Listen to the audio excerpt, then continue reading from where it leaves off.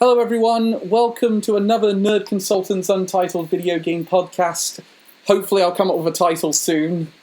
I'm joined once again by my good friends from the E3 podcast, Reese and Elliot. Hello everyone. Elliot's broken! 0 out of 10. Cancel Sony, cancel everything. Half of that came out, Elliot. Yep. Elliot's very shit in the bed again. For fuck. Not good Wi-Fi. Oh god. One sec, maybe I'll try swapping to my... Just keep it going, I'll swap to my laptop quickly. Well, this is funny. So, Sony finally responded to the criticisms of why they weren't at E3 and announced a state of play.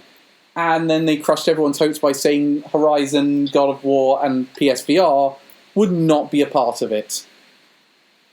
Yeah, and instead what we got was average. Yeah, this is not the greatest state of play. And state of plays are not hype as all hell, to be fair, most of the time. And then they kind of just... Hang on a second. I'll let Elliot in. Here you are, Elliot. You're in. Okay, we're back. We're back in business. State of plays are never really that hype, and they kind of lowered everyone's expectations right off the bat by saying Deathloop's the big part of this show. Yeah, because everyone cares about Deathloop. Everyone loves that game. It's not a game that they've done very well selling. Like, do you guys want to go in the order of what they presented here? Or do you want to go start with Deathloop, we'll get all that out of the way, and then we'll talk about everything else? Because Deathloop ended the show. Do an order, so... Okay, so Deathloop ended the show, so we'll talk about that one last. First game they showed off was a bit of what to look forward to with PlayStation VR version 2, Moss Book 2. Stuart Little meets fantasy. What? Yeah. Oh god, I didn't think of that, actually. Jerry goes on grand adventure. Oh god. Do you know what I find amazing about it though? This game looks great, but I'd never heard of Moss Book 1 prior to this recording. Same. I do kind of remember that, but only because like the second one was being shown. Like, wait, this is that did exist. It's like a 2014, 2015, 16 release, something like that, I think. So did it play a lot like Lucky's Tale and the Astro VR game, where it's kind of like your head perspective alters the camera so you can do a bit more precise platforming? Well, why not just use a normal camera mode? Why be all fancy and do VR? It makes no sense. Especially because what they didn't show VR being used. Yeah, this was very much if we're so proud of the VR quality of this thing, why not really demonstrate how the VR... Again, because they don't want to show that new headset yet. Yeah, because like I don't see why this has to be a VR game. Like, it isolates everyone who doesn't have a VR. Surely it would be better if it was just a normal PlayStation game. So, shall we discuss... Shall we... I will say, though, when I get PlayStation VR version 2, and I inevitably will if they announce Resident Evil Village is going to have a VR compatibility, which I'm very confident it will. Many years from now. I think, as I said before, I think it's going to be around when the first DLC is announced. They're going to announce, hey, around the time this comes out, we're also going to be implementing VR. The thing is, they've got to implement it in a few areas. And also, Capcom's already concentrated on Resident Evil 4 VR. So we could be waiting a while. But I will say, I don't think Moss Book 2 is the one to bring in, this is the reason to get VR when it comes out. I don't know about you two. Yeah, it's definitely not a system seller from what I saw.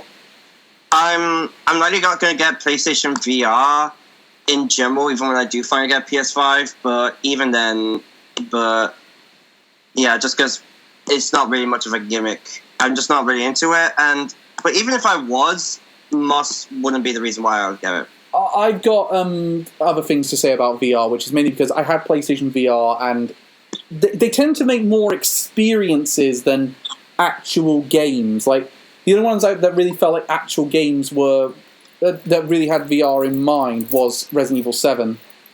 Didn't they make like was essentially an Until Dawn walking simulator thing on there? They did. I actually, it was like a sequel roller coaster thing. Yeah, it was a prequel actually. yeah, I thought it was a prequel. I actually played it on the channel one time. Yeah, I remember you playing that. It was called The Inpatient, yeah, and it was really bad.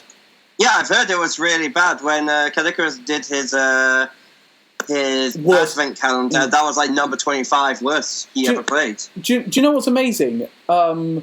That stream I did is the only time I've played that game. Literally the only time. I never played it afterwards. I don't blame you, really. It was that bad. In all fairness, I don't think there's much. Honestly, there's not much reason for me, at least, to play a walking simulator more than once. Now, here's a game the second game they talked about we really don't care about. It's a massive online multiplayer game. It's called Arcade Mageddon, which I hate the title for a start. Boo. Yeah. And it looks awful. It does. It's not graphically that impressive. It just looks like the 90s threw up on the generic multiplayer shooter. Elliot, what's your opinion on this game? First of all, give me a second looking it up. Second of all, from what I saw, I really don't care. It really reminded me of that dodgeball game that Nintendo revealed like months ago. Yeah. Also, just to get back onto the VR track, Sony's currently selling the PS4 VR headset, £350. What? So, Seriously? Yeah, so on Amazon right now, why would you spend £350 to play Moss Book 2? That's nearly as much as what it costs to get a PS5. That's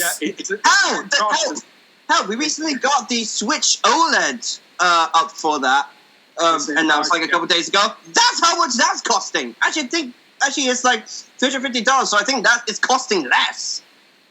and what? Yeah, and even if you pick that up now, you'll just be missing out when the new version comes out anyway for PS5. Yeah, I think they really need to do a price drop on PSVR to sell that one. The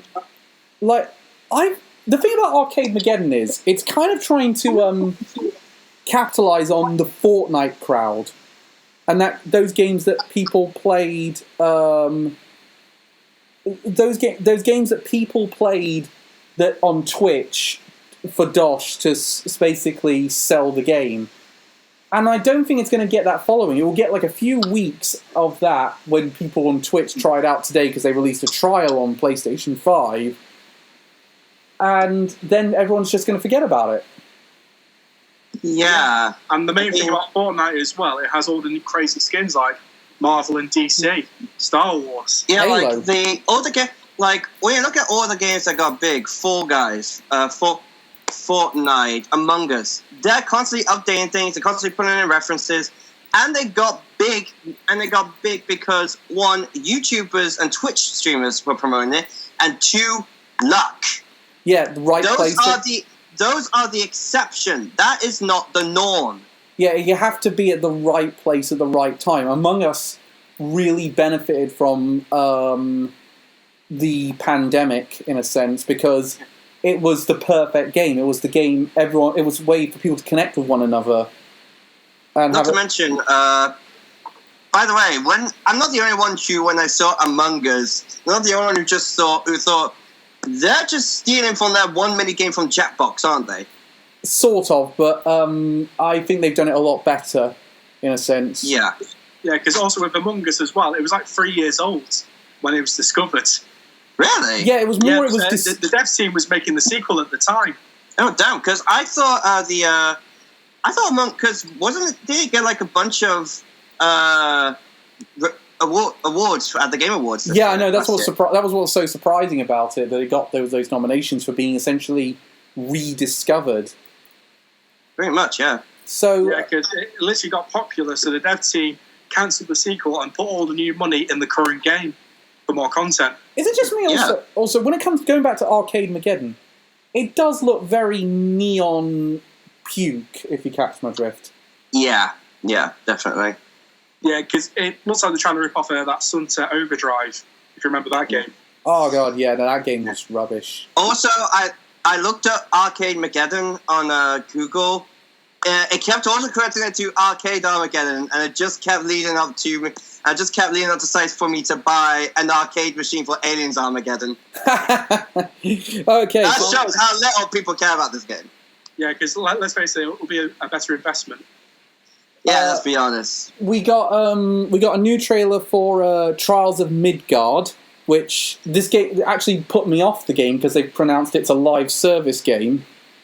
Like, seriously, guys, why the hell? To go back to my last previous statement, Destiny 2 was the exception, not the rule. Exception, not the norm. Yeah. Like because just look how bad Destiny 1 crashed and burned. And look at recently how Avengers crashed and burned. You had one of the biggest properties in the world, and you didn't make it work. Making games like this is no guarantee of success. Yeah, like guys, this isn't going to end up like Destiny 2. This is going to end up like Battleborn. It's going to die in 2 months. But here's an interesting. I mean, Ubisoft's even moving to that. Next Assassin's Creed game will be a live service game.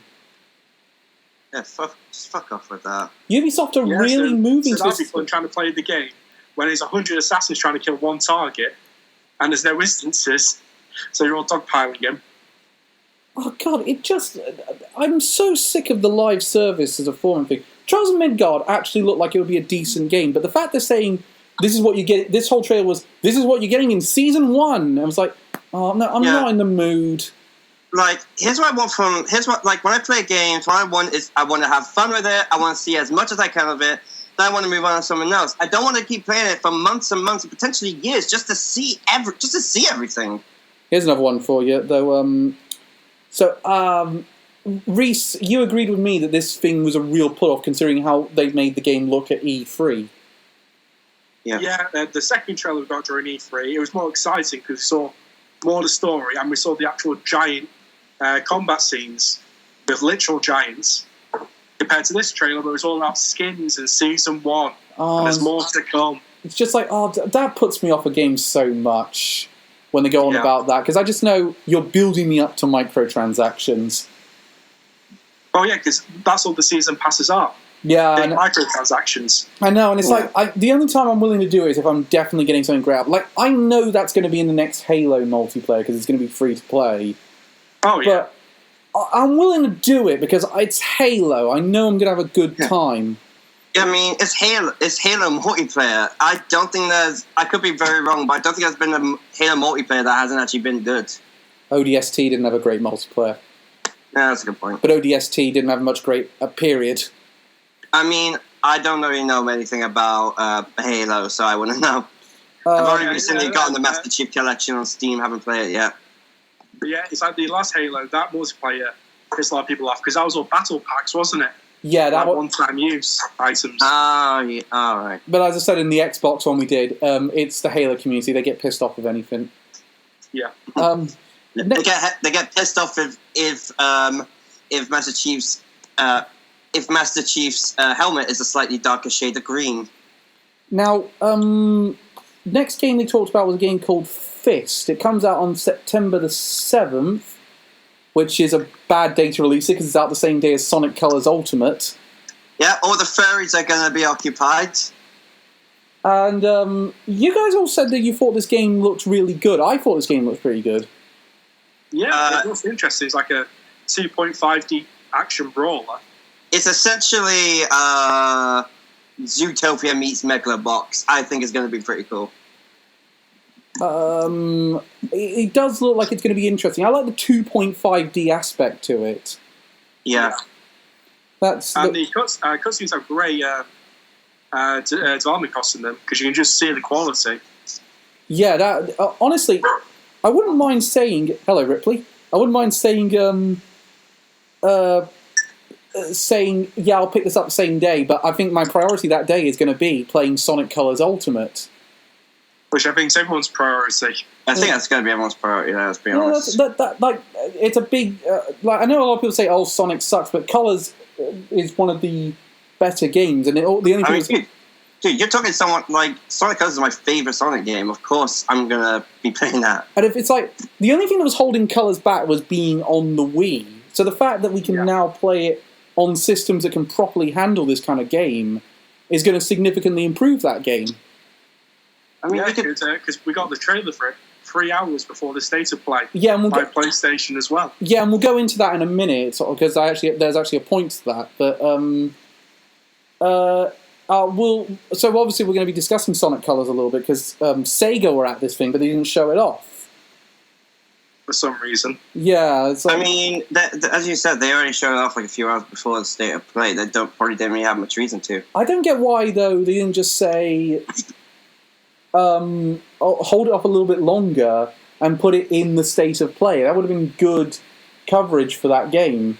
But I mean, is the state of play a bit like the Nintendo Directs where they only show like games that are exclusive to PlayStation, or do they show like other games? No, there wasn't because Nintendo showed off that dodgeball game we were talking about. That was good point. But I mean, you get what I mean. Did I like show? No, because there was in fact one of the one of the games Sega showed off in fact both the games Sega showed off in this are multiplats. Ah, yeah, good point. Why am I thinking? It's all right, Elliot. You can the way this was presented, you would think both of those were PlayStation 5 exclusive, but yeah, they're obviously not. And I think that might be saying. I might think that might be a Sega decision because they might want to say we don't want to confine Sonic to one system. Like if you were going to show off Sonic Colors in one console's presentation, you show it off in Nintendo's one because Colors is going to really appeal to Nintendo fans who had Nintendo Wiis. I think Sonic in general just appeals more to like the Nintendo crowd, fans, really. Yeah. Then they showed off a game I completely forgot about until I checked the list: Hunter's Arena Legends. Yeah, that's a generic battle royale with. I don't even remember that game. Yeah, it's just generic. Like, why do they make another battle royales? Why are there so many of them? They're none of them that interesting. Even battle royales starting to die off now. What about one of the ideas I heard about was someone joking. I think I was listening to a Guru Larry podcast, and he jokingly said, I think one of his friends said, "We're going to have a battle royale where you're competing to get into another battle royale," and someone had to tell him that game exists. I mean, there's a. Yeah, never mind. It's not really battle royale. No, the only battle royales I've really enjoyed have been the Nintendo 99 ones, like Tetris 99 and Pac-Man 99 and Mario 35. Again, I think you're the exception with Mario 35. Not too many people were big on that. I know. I didn't really like it. Why am I the exception to the rule on that one? I do not get that. I mean, because really, I think with Tetris, there's enough ways for like the players to screw each other over, and it's so chaotic that each game feels different. With Mario, let's be honest, it feels very samey after a while. Yeah, okay, I get your point on that one. Like, how many games did you start off with? How many games did you start off in World 1-1? Almost all of them. Yeah, exactly. It just gets samey. Yeah, fair. Because don't forget, for each Mario 35 run, you only got 4 levels in a row, and that was it. That's definitely a good point. I mean, Hunter's Arena Legends, they did not make that look appealing. No, they did not. As I said, I can't even remember it.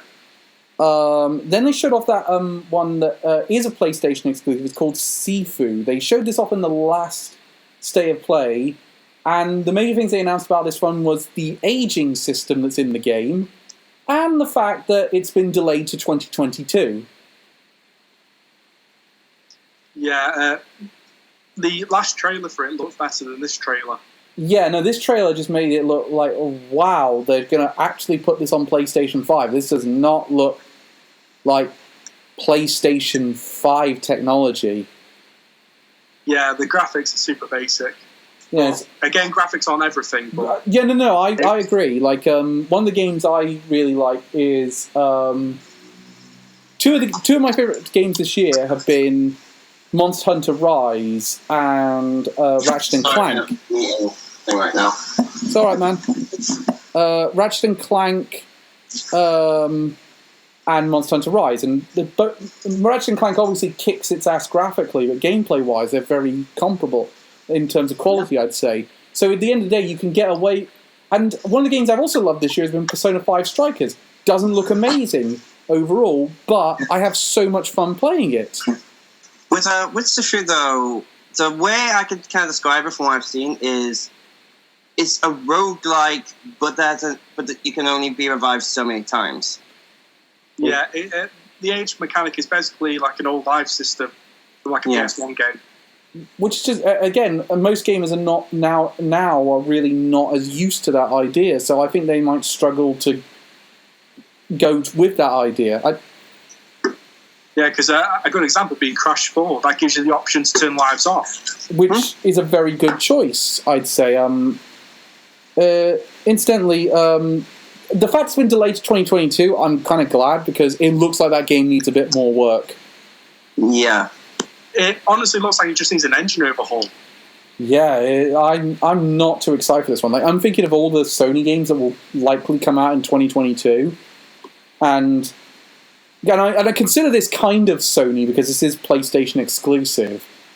Yeah. But I'm thinking on that lines. I'm thinking what games are coming to PlayStation 5 exclusively, and I'm thinking, you're really going to want to purchase this over something like Gran Turismo 7 or God of War or Final Fantasy 16. I mean, I've got a weird belief Final Fantasy 16 or Horizon Forbidden West. Yeah, if that doesn't make 2021. Kind of think it does make 2021, but we'll see. Then I think it will. I feel like it will. We haven't really gotten any word that's been delayed at all or anything at this point. Yeah.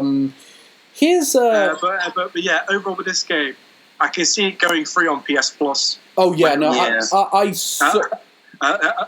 the PS5 game. Yeah. Yeah, I'm gonna say if they charge full price for this game, I feel like it's gonna be insulting. Yeah, no, this does feel like one where they think, well, Nintendo's charging full price for games that clearly shouldn't be full price. We can get away with it too, and you're like, Nintendo's a very different audience, guys. You're not going to get away with that. Yeah.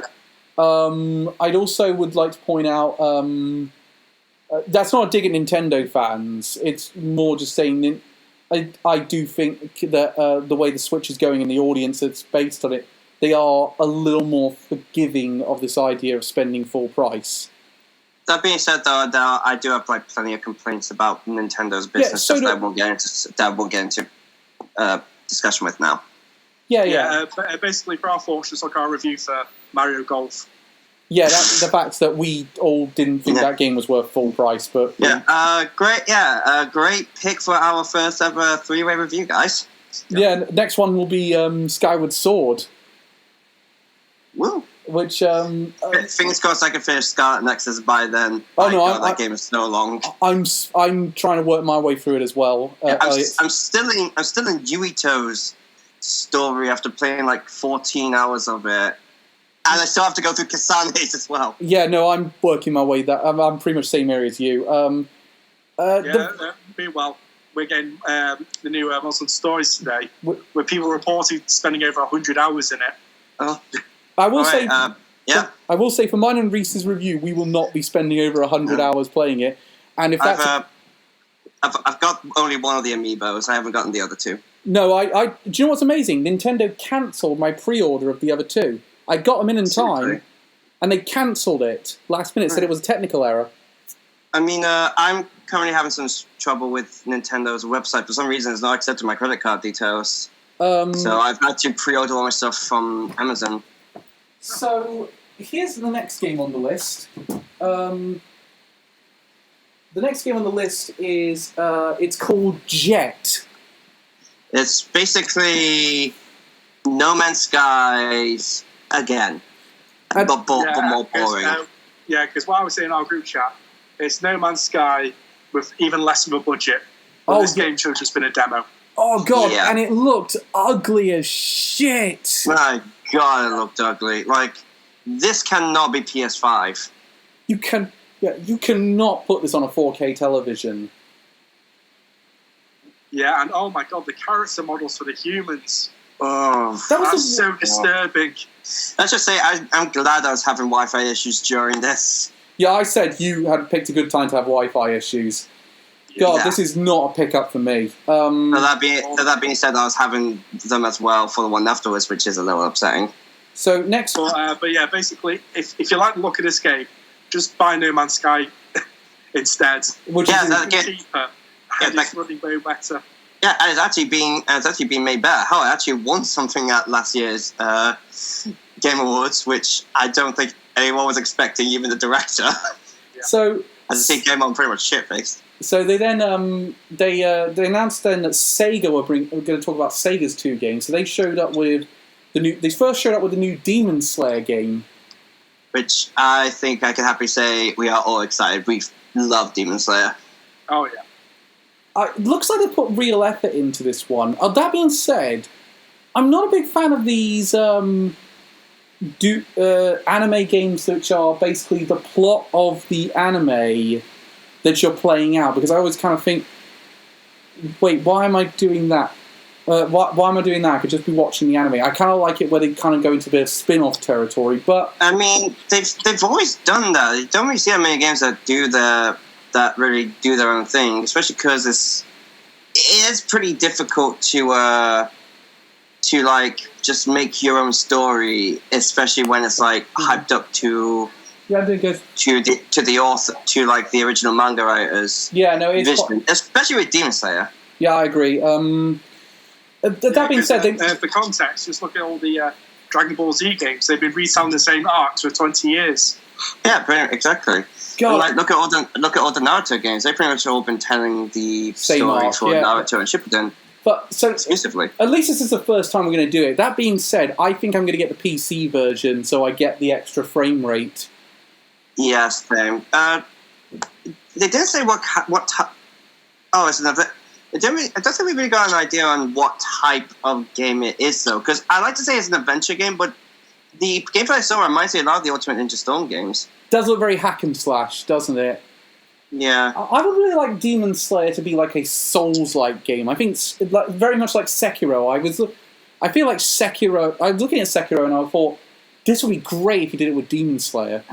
I feel like with Sekiro, someone that will more fit, that would be someone like Dororo. I don't really see Demon Slayer fitting a Souls-like formula too well. I can definitely see it as like a hack and slash, though. Like a Devil May Cry-like game. What about you, Reese? So, is this a pickup for your PlayStation deal for you? Yeah, it does look good, because they also showed off a few months back about the multiplayer versus modes. That looks really good. Oh yeah, the multiplayer looks great. Oh yeah. Seriously, I'm glad Demon Slayer has reached these heights now. That it's now one of the biggest anime franchises in the world. And and I'm just happy because I think it's safe to say that this anime single-handedly saved Ufotable. And it's not just that; it's the fact that it's the time it's achieved this in less than about 2 years. It got to that level. Yeah. Like that. If you need a hint as to how big it got, each of its manga it majorly outsold One Piece last year. Like it sold over 100 million copies. Meanwhile, One Piece sold I think 60 million or something like that. Which is insane. If you're unfamiliar with, if you want to go even crazier than that, looking at the American comic book industry, the figures have been published. The top 20 selling books are all manga, and they're all mostly Demon Slayer.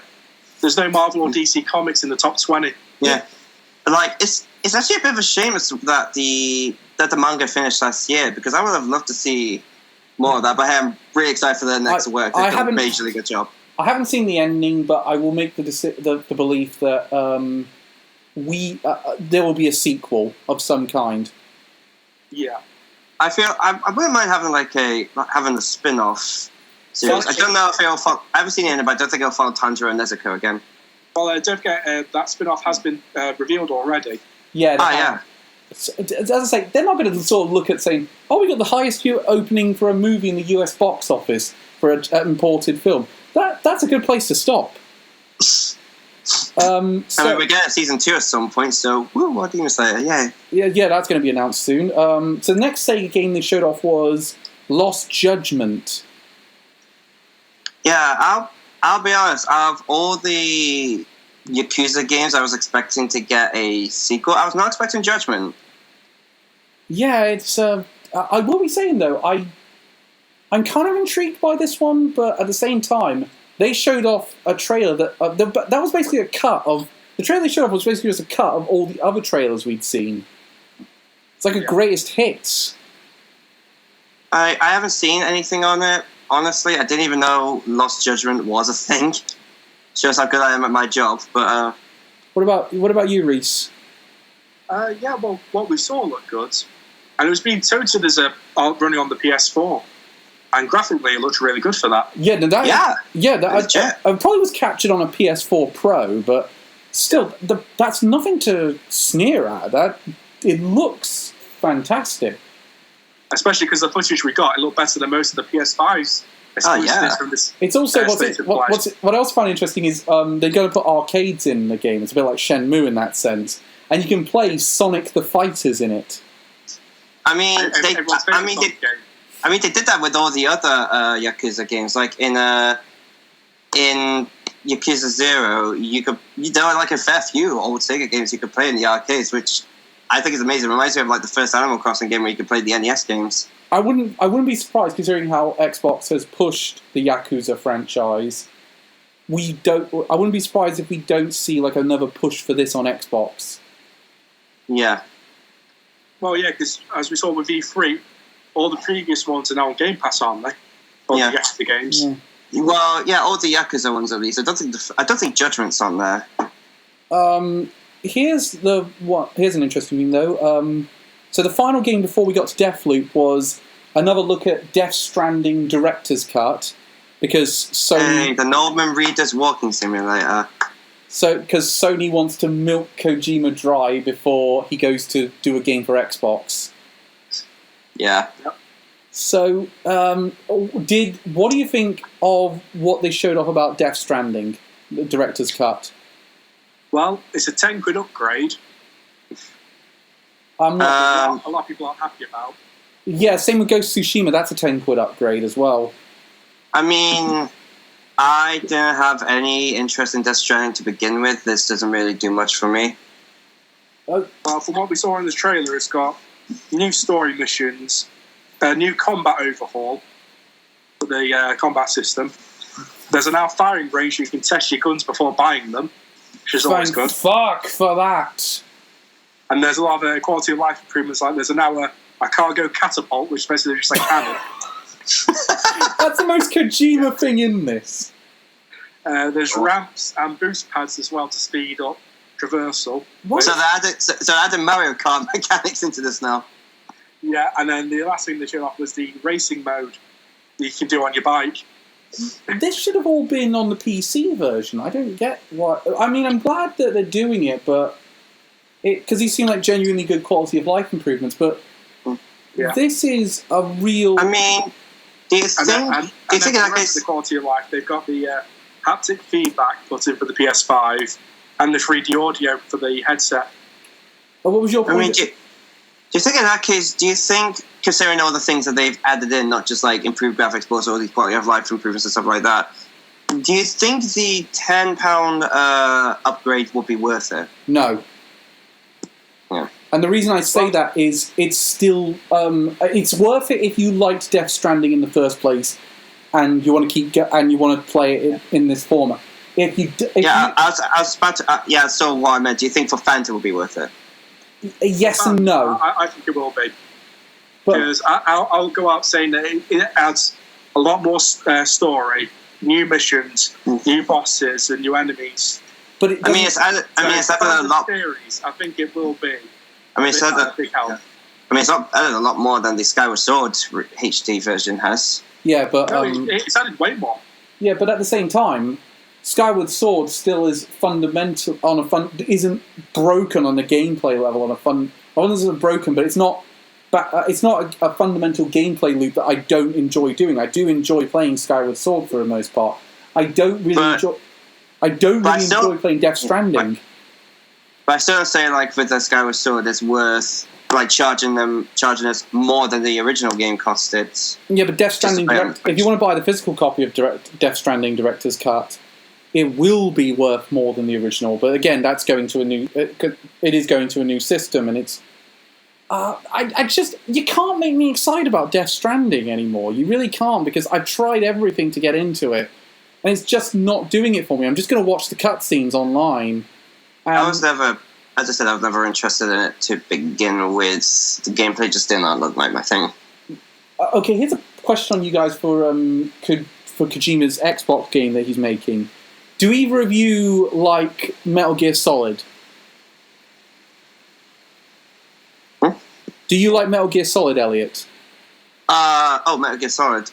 It's a game I have a lot of respect and appreciation for, but I can't get into it. I've tried playing the first one, it's just not for me. Reese, what about you? I'm actually a big fan, apart from MGS4. with his unskippable 3-hour-long cutscenes. Oh, God, yeah. See, I mean, that being said, funny enough, the only Metal Gear game I've actually gotten into is Revengeance. So, which is weird, because I'm a huge Metal Gear Solid fan. I pretty much liked all of them except 5 on a story level. I do like the gameplay in 5, but I'm not a big fan of the story in that one. That's because that release 5 was only 60% complete. Yeah, pretty much. You can tell it's a compromised vision. Well, yeah, because Kojima put in the storyboards for the whole second half of the game. Yeah. That you can say. See, here's the thing, though, when it comes to... Fuck Konami. But I'm willing to go with this idea that... I'm willing to go with the idea that Kojima's got some really good ideas on his belt, and he's going to bring them to... He's going to bring them to Xbox, and I think we'll get a very good game out of it. I feel like Death Stranding is more him being very experimental, and then Xbox is where he's going to sort of do a more standard game. Yeah, because Death Stranding was just so divisive. You either loved it or hated it. There was no middle ground on it. It's basically Kojima's game about his friends, like Norman Reedus, Guillermo del Toro, and Mads Mikkelsen. I mean, they were, but I mean, Guillermo del Toro and Norman Reedus were going to be in his previous work. I think if I remember, wasn't Guillermo del Toro going to work on the Council of Silent Hills? Yes, he was. He was going to co-direct it with. So it's kind of like, okay, yeah, this game's been cancelled. You two come over and we'll work on this game instead. Let's talk about... I think that's a good time to say let's talk about Deathloop. Yeah. Yeah, so we had a 9-minute video to end the state of play with. That was just all Deathloop. Did this sell you guys on I mean, obviously Elliot's in the position he won't be able to buy it at the minute because it's a PlayStation 5 exclusive. But... For now. But I reckon a PC version's down the line. But how did this one sell you guys on Deathloop? No. Not really, because it barely showed anything new. Yeah, that for all this is an enhanced gameplay demonstration. They really didn't give you an idea of how the game's going to work. Like, okay, let's compare it to, say, the extended gameplay we saw for Ratchet and Clank and the extended gameplay we saw for Horizon. How do you think it compares with how they showed off those games versus how they showed off this one? Well, is that including the 5-hour preview for Horizon? No, it's not including the 5-hour preview. With those two, the differences between Deathloop and those ones, with those two, we didn't know anything about it. We only got teaser trailers for them up until that point.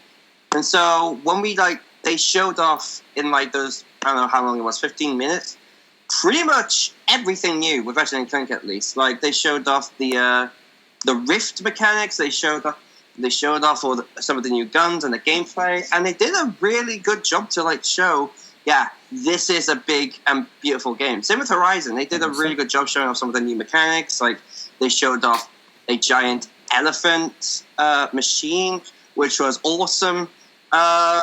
With this, on the other hand, we didn't get anything new. I think we got one or two things that were new, But aside from that, nothing else. Yeah, it doesn't. I will say one of the things it did show off very well was the whole another player can invade your game, and that's that's the rival character.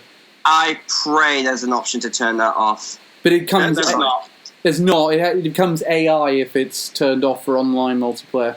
Yeah, I mean, I hope it's not like there is an option to turn off the AI multiplayer, or to turn off the online multiplayer, because I can guarantee some people would just not be happy with that. And this is coming from someone who hates it when he gets invaded in Dark Souls. Oh god, yeah. Because I was saying in our group chat that if the person who invades you has terrible Wi-Fi, they'll be pinging all over the map and no shooting you through walls. And you're not going to count on everyone being like me and having a LAN cable attached to their PlayStation 5.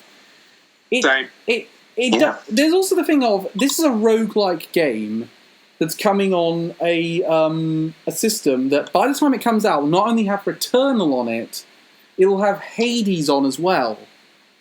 That's a tough sell at that point. Especially with Hades, because like with Hades, of course, you have multiple different options to like show how you can go through quicker. You have ways to experiment with the powers and the weapons and all that other stuff to make the game constantly fun and unique and enjoyable. With Returnal, it's not Returnal. With Deathloop, we haven't really seen anything that shows how that can happen.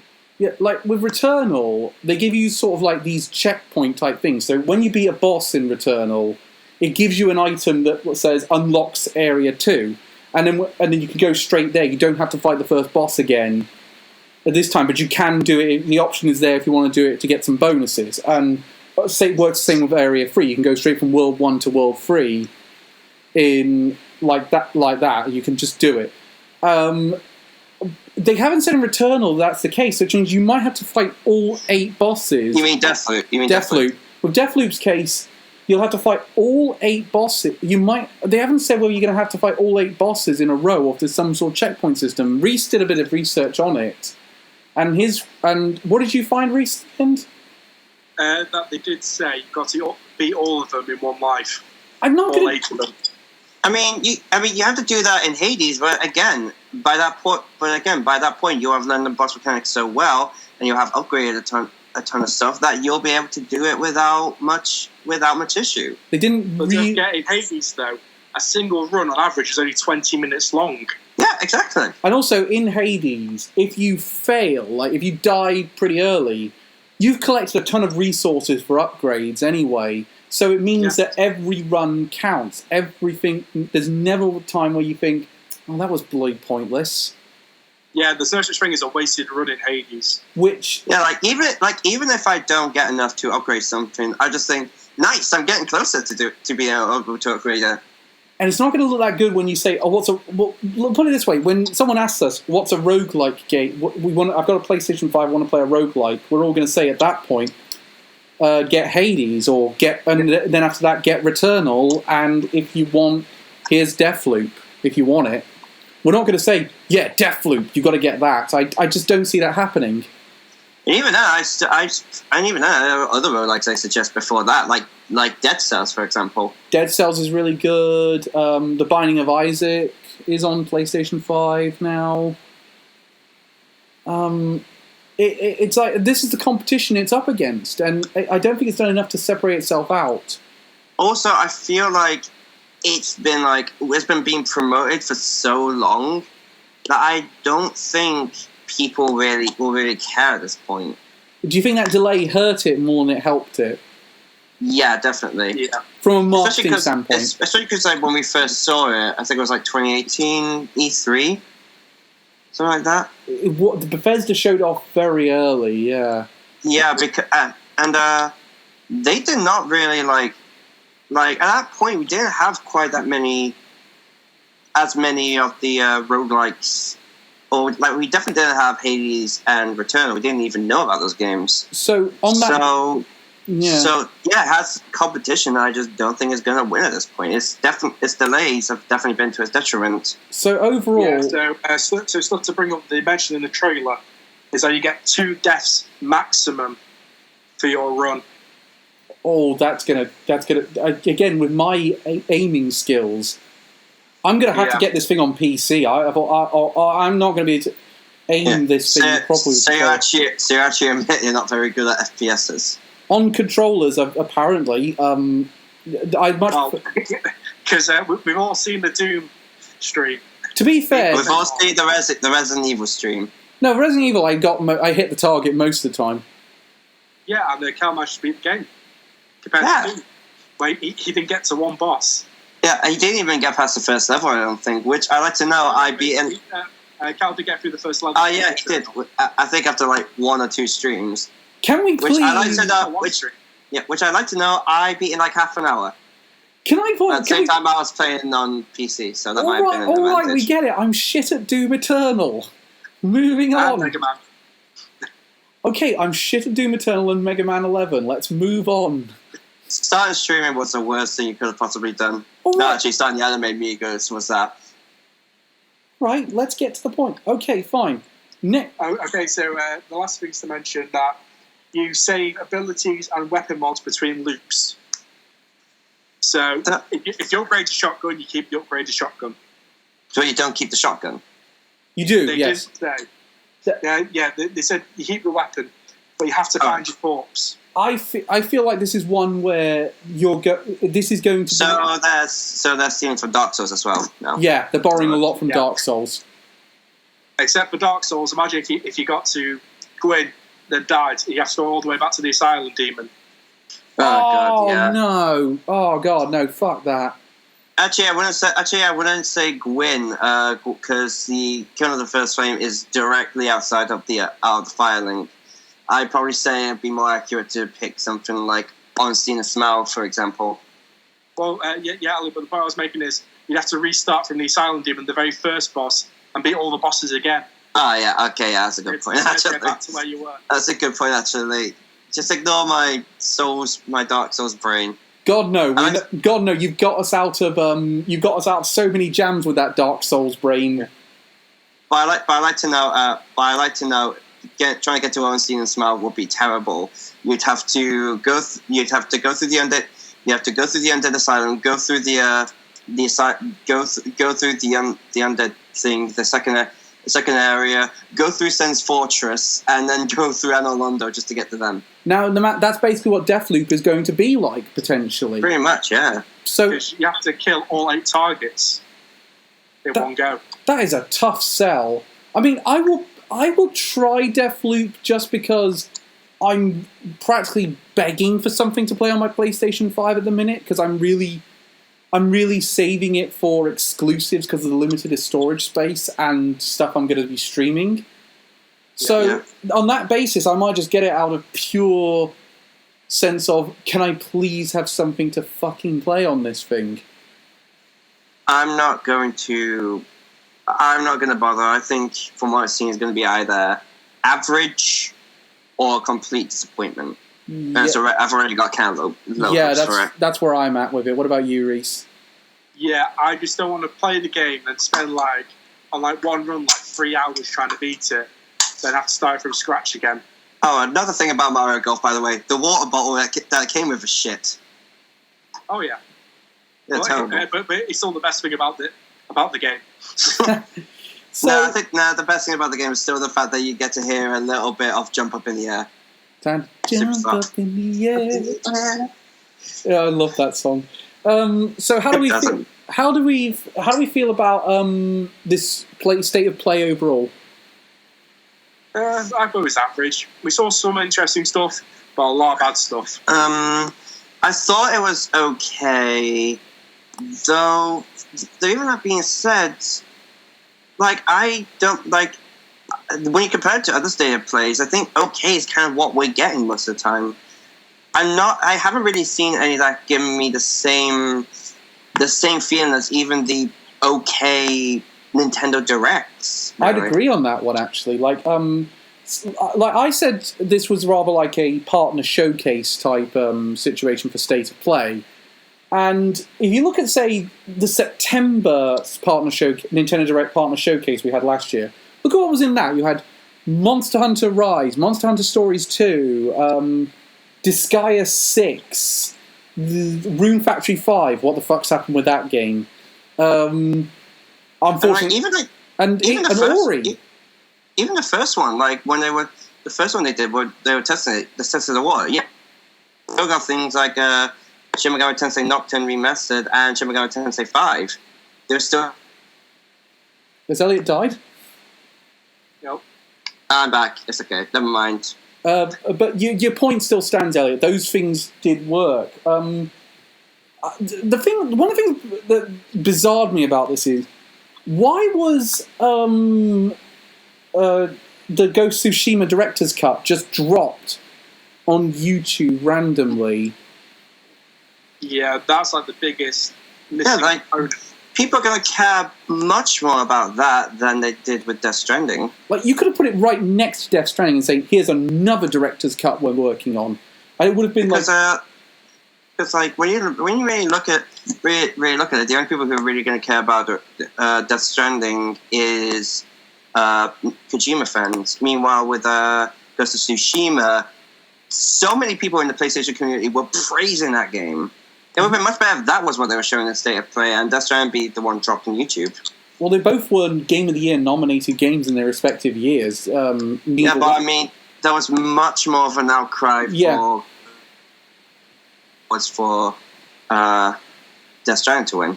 What about what do you? I mean, would that have improved this thing for you, Reese, if they hadn't shown off Ghost of Tsushima and then they said, "Here's the director's cut" right after Death Stranding? Yeah, definitely, because it would have built more hype. Now, here's the thing. They said in this thing, before this thing, don't worry, we're going to talk about Horizon, God of War, and PlayStation VR before summer's end. That means says to me we'll see another trailer for at least one of those by September. And I think it's most likely going to be Horizon. We'll get a release date for Horizon probably within the next couple of months. Yeah, that makes the most sense than God of War Ragnarok. Yeah, as I said, I don't see God of War. I don't think we're really going to be seeing anything in God of War until either late this year or early 22. Well, here's the thing. I think it'll be later this year if it's coming out in April or May of 2022. There's a possibility that will be the case. I personally think that's way too early for it. When did God of War PS4 come out? I think that what sort of time? It was first announced, I think, in the 2016 E3. Yeah, and at that point we got like a fair few cutscenes and some gameplay. Yeah, when did it? And it came out in 2018.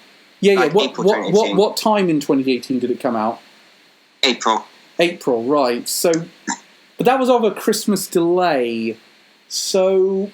But again, with the 2018, when we first saw stuff from that, we got gameplay, we got cutscenes. With Ragnarok, we've only gotten the logo. I think it's because they don't want to show off too much about it, especially considering that there's a lot of talk about what's next for God of War post that. And I think they might show off something soon. So what's your bond with Atreus going to be like in this one, and what can Atreus do this time round, what new stuff are we getting? I think it needs to say though, God of War is like going to be the big PlayStation thing at the minute. Yeah, a lot more people are much more hyped for that than I would say Horizon. What do you reckon? Is God of War next year? Which one is PlayStation's big Christmas game next year? Is it God of War or is it Final Fantasy 16? So it's more likely to be God of War than. Actually, I don't know. We got gameplay for some stuff for 16. Yeah, because we actually saw actual cinematics for 16. Ooh. I'm gonna say God of War will probably be coming out around in. Yeah, I'm gonna say it'll probably likely be 16. What do you reckon, Reese? Next year. Well, let's not forget that how long the Final Fantasy took to develop. 15 was originally versus 13. Yeah, but 15's the exception to the rule. It's not. They've never taken that. And also, long. If you remember, they completely changed 15 for what it was originally going to be. So I think happened around 5 years before it came out. When was 15 announced originally? As versus a long time ago. In a galaxy far, far away. It's been 5 years, 6 years this year since 15 first came out. I feel like 16 will probably come out like next year. I'm now questioning myself on that one because Stranger of Paradise Final Fantasy Origin is coming out next year. Does Square Enix release 2 Final Fantasy games in 1 year? If they do, I feel like it's going to be like very far apart from one another. Yeah, they would definitely have to do that. Like at least 6 months. Yeah, because from what we've seen, that Chaos the game won't be as long as 16. No, it will not. Even being is that just what we're calling it now? Final Fantasy Chaos. Yeah, everyone just calls it Chaos the game. Chaos. I'm saying that Shadow would have fit in there well. Where's that damn fourth Chaos Emerald?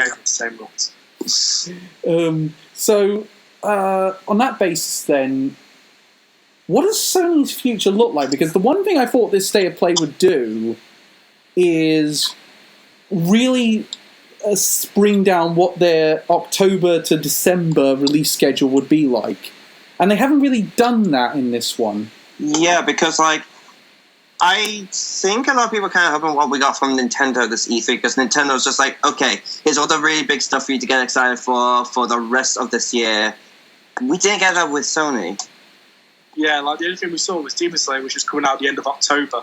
And if you look at, say, there's a lot of indie games that haven't the PlayStation have shown off, but haven't got release dates yet. Stray, Goodbye Volcano High. There was that one that was like being inside a human body that I can't remember its title, but that got shown off last year for PlayStation. There's a lot they have to show, and a lot of these things still have 2021 as their release date. Last I checked, Goodbye Volcano High, which I'm very interested to see, is coming. It's got a 2021 release date, and we haven't seen anything of that. Yeah, like what's that game series that you like? Life is Strange. Life is Strange. When's that coming out? That's September. Yes. But it's the multiplats can only do so much. But most people who really like the multiplat titles go down the Xbox route. PlayStation really appeals to people that like PlayStation games and PlayStation exclusives. Yeah. So I don't think there's much for them at the minute. I don't think Deathloop is the thing that they're really waiting for. They're waiting for Horizon. They're waiting for God of War, and only one of those has a chance of coming out this year. Because otherwise it's just really slim pickings for PS5 owners. And keep in mind, Elliot, you're the only one of us who hasn't got a PlayStation 5 yet. Has this made you really... This hasn't... At this point, is there a major rush for you to go out and get one? Because you're not missing out on the games front. The only two games I'm actually really want me to get a PS5 is the Demon Slayer remake and Ratchet and Clank. Demon Souls, and you mean? Even then, the other games for PS5 that I'm actually excited for is God of War and Horizon. Which There's will both not really much more incentive than those 4 games. Which are both going on to PlayStation 4 as well as PlayStation 5. I mean, there must be... That being said, I did like some aspects of... I do like where PlayStation's going. Like, these games are still going to run a lot better on PlayStation 5. God of War is going to run a lot better on PlayStation 5 than it will on PlayStation 4. Horizon's going to do that when it comes out late this year. There is still a very good reason to get a PlayStation 5, but it's not the games at this point. And I think Sony need to start saying, not just doing this themselves, they need to start saying to their third parties, probably sometime next year, right, start winding down your production of PlayStation 4 games. We need you to go all in on PlayStation 5 to give the incentive to buy this console, especially when the chip shortages go down and production on these things can go up. Oh yeah, because of all the consoles, say if I didn't have any of the consoles for this generation, if there's any I would get, if I was any I would get in a heartbeat, it would be the Switch, because that has all the stuff on it right now. Look at the Switch's lineup going forwards. Like, let's say you've got all this great stuff. You've got Metroid Dread coming out. You've got The Mario Party Superstar. 5. Yeah. Yeah, of course. If you have Shin Megami Tensei 5, Metroid Project Jet, a new WarioWare, new Mario Party, the Pokemon games, obviously. They're all coming. And then next year, Splatoon 3, Project Triangle Strategy. Pokemon Arceus, Breath of the Wild. The Breath of the Wild sequel, which I still believe will make 2022. I believe that as well, yeah. And even then, and a lot of people said, "Oh, the Switch OLED is a real waste of time." But if you're like me and have an original Switch from 2017, it's worth the upgrade, and it's still good that Nintendo's sort of making this better Switch. That's obviously going to phase out the old one. It's going to offer more options to people, and it gets them getting ready for when they do this 4K upgrade next year. And yeah, I'm totally getting the new one. Is going to be I think it's going to be a pretty decent upgrade. Now, to be fair, our work is financing our upgrade to the OLED, so it's not as if financially it's a worry for us. But my advice would be, if you have a red box Switch and you're not going to get much improvement out of it, and so you won't get much improvement, this is not worth it. But if you're like us and you have the Switch since 2017, now's the time, I think, to upgrade, unless you really want to wait for the 4K one that's coming out next year. If it does come out next year. The major thing holding it back is that it's still running the same custom Tiger processor. Yeah, that's the major reason. It's the fact they can't get this thing going. And another thing about the Switch 4K upgrade, it's not going to automatically make these games look better. They still have to put... Like, Xenoblade Chronicles 2 won't look better in 4K unless they put in a DLSS patch as an update for the game. And maybe Monolith Soft would go and do that, but right now, that's not going to happen. It's not an automatic, put it in this dock and everything looks better. We've got to be prepared for... Because have you guys seen the articles about the new dev kits for the new Switch? No, I haven't. Yeah, I saw a bit... Well, the new dev kits have been given more RAM to work with. That won't be in the LED switches. Yeah, so they're getting ready for a 4K Switch. This is not a rumour. There is a 4K Switch down the line. Also, if people are complaining about Nintendo making a bunch of upgrades to the Switch, this is the same company who made like 6 different versions of the 3DS. I don't think a complaints matter. This does feel a bit like a 3DS Lite, though. It doesn't feel like a whoa moment. It's like a, oh, that's nice moment. Yeah, it's not like with the 3DS XL, where it was a big improvement.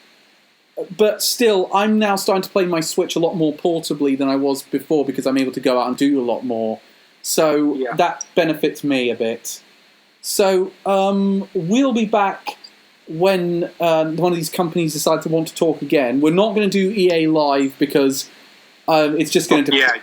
because it's EA and it's just going to depress us, and they're about to drag out the corpse of Dead Space again. Or drag up the corpse of Tom Clancy again.